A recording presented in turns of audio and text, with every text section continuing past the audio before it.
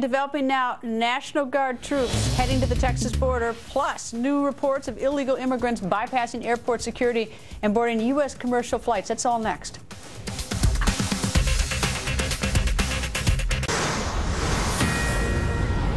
This is a Fox News alert. Right now, Texas National Guard troops are getting ready. They have been ordered to the border by the Texas governor. You're going to hear directly from Texas Attorney General Greg Abbott in just minutes. But first, new reports of illegal immigrants bypassing airport security and boarding U.S. commercial flights.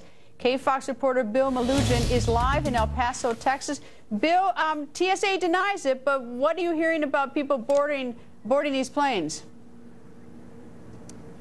Yeah, Greta, I've been in contact with the vice president of the union that represents every single Border Patrol agent in the entire country. And just last week, he told me his agents at the Laredo airport and the airport right here in El Paso have witnessed illegal immigrants literally just being walked right past security, all while U.S. citizens are waiting in line to be screened and watching it happen. Now, keep in mind, this is on top of allegations that these same TSA agents have been letting these illegal immigrants board flights without showing any type of photo ID and instead are allegedly accepting their notice to appear in court documents. We reached out to the TSA for a response to all of this.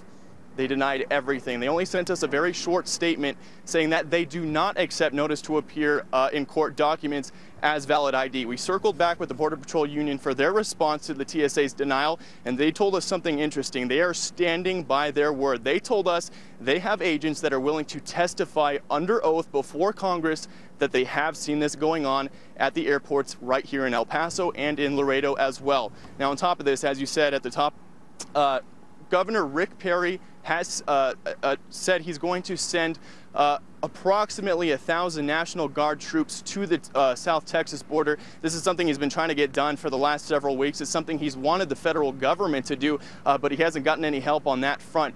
Those guardsmen are supposed to start showing up there within the next 30 days or so, though it's unclear exactly what type of a role they're going to play. We don't have any Republican state reps here in El Paso, so we've reached out to all of our Democratic ones. They are not happy about this at all. They say this is a total waste of money, that this is basically just a militarization of the border when we don't need it, and that the taxpayer money for these National Guard troops would be better spent for humanitarian services taking care of these immigrants coming across the border. Greta? Bill, thank you.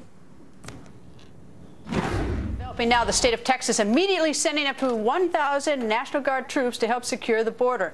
Texas Attorney General Greg Abbott joins us. Good evening, sir. Good evening, Greta. Why are you and the governor sending 1,000 troops to the border?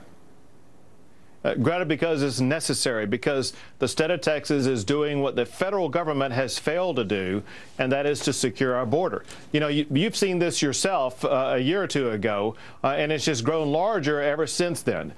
In addition to the tens of thousands of children and women who are coming across the border, Greta, we're seeing very dangerous cartel members, MS-13 gang members, some of the worst. We've had women and children in the state of Texas who have been sexually assaulted by the people who have come across the border. We've had about 3,000 murders.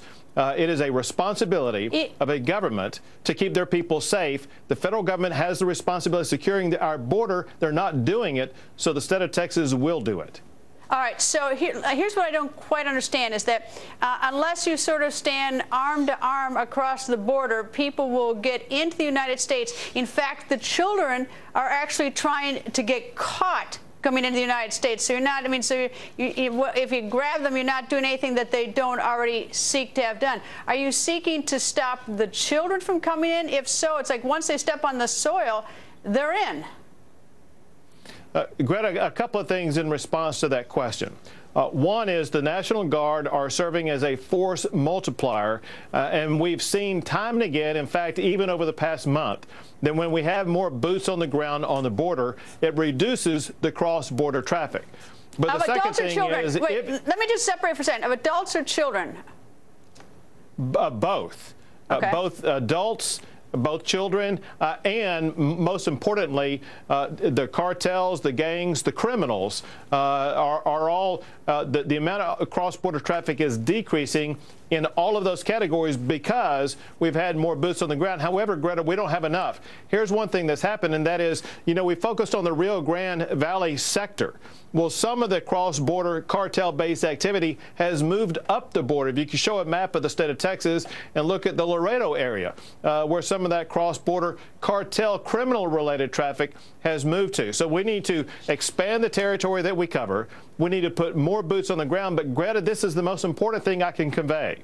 And that is the purpose of adding more resources on the ground is not to address the women and children. It's to address this growing reality that a lot of people coming across the border are here for criminal purposes. They're killing, they're raping, they're robbing, they're doing all kinds of harsh criminal activity. Is the Guard going to make arrests or detentions, or is it simply sort of a show of force? They're going to do multiple things, Greta, and we're working through the legalities of precisely what they can't. Is arrest and detention one of them, though, that they can do, or is it a show of force?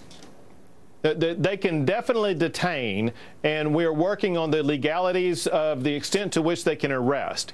Right now, you should consider them to be a force multiplier assisting with the DPS. Let me give you an easy example, and that is the way the Department of Public Safety works is we work in three ways: in the air, on the high in the air, 8,000 feet in the air, helicopters in the air, then boots on the ground.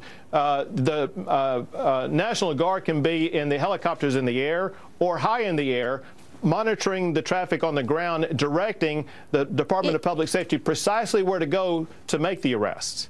All right. Now, do you feel, now Governor Perry has said that Texas has just gotten lip service from the federal government, I assume meaning the president, since he directs it.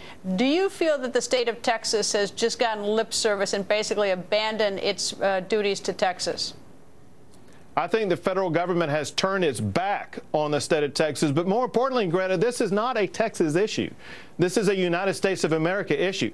Look at all the different states in the country that are reacting to this situation. And the president has turned his back. Remember this, Greta, it was 2 weeks ago.